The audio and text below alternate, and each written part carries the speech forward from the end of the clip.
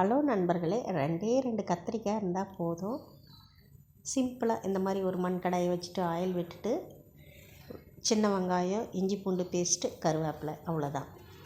கடுகு போட்டு தாளிக்க தேவையில்லை. இதுக்கு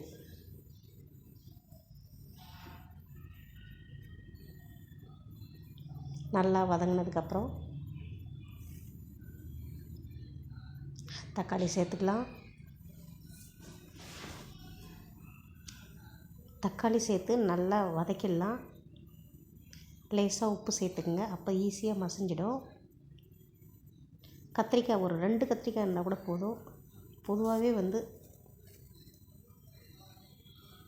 தயிர் சாதத்துக்கு அட்டகாசமாக இருக்கும். இந்த தக்காளி கூட மஞ்சள் தூள், மிளகாய் தூள், சிக்கன் மசாலா பவுடர் சேர்த்து நீங்கள் நல்லா கிளறி விட்டுடலாம். கிளறி விட்டுறதுக்கப்புறம் நம்ம கத்திரிக்காய் வெட்டி வச்சிருந்தோம் இல்லையா, குட்டி குட்டியாக, அதை எடுத்து இது கூட சேர்த்துடலாம். சேர்த்துட்டு நல்லா வதக்கலாம். மசாலா படுற அளவுக்கு நம்ம வதக்கிட்டு லேசாக தண்ணி விடலாம். இதில் பார்த்திங்க அப்படின்னா புளி சேர்க்காம தான் செஞ்சுருக்கேன். ஒரு 3 கத்திரிக்காய் தான், 2 கத்திரிக்காய் 3 கத்திரிக்காய். புளி தேவையில்லை, ஏன்னா தக்காளி இருக்கும்போது புளி தேவையில்லை. இது நல்லா அந்த சிக்கன் மசாலா, அப்புறம் தக்காளி, கருவேப்பிலை, இது கூட நல்லா இஞ்சி பூண்டு பேஸ்ட்டோட நல்லா வாசனையாக இருக்கும்.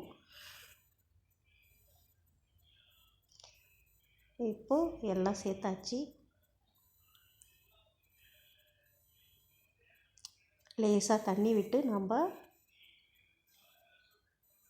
கிளறி விட்டு தட்டு போட்டு மூடிட்டோம்னா கொஞ்ச நேரத்தில் பார்த்திங்கன்னா ரெடி ஆகிடும். நம்ம இது சூப்பராக இருக்கும். தயிர் சாதத்துக்கு நல்லாயிருக்கும், சாம்பார் சாதத்துக்கும் அட்டகாசமாக இருக்கும். ஏன் சூடான சாதம் இந்த கத்திரிக்காய் இது வச்சு சாப்பிட்றதுக்கு நல்லாயிருக்கும். புளி இல்லாத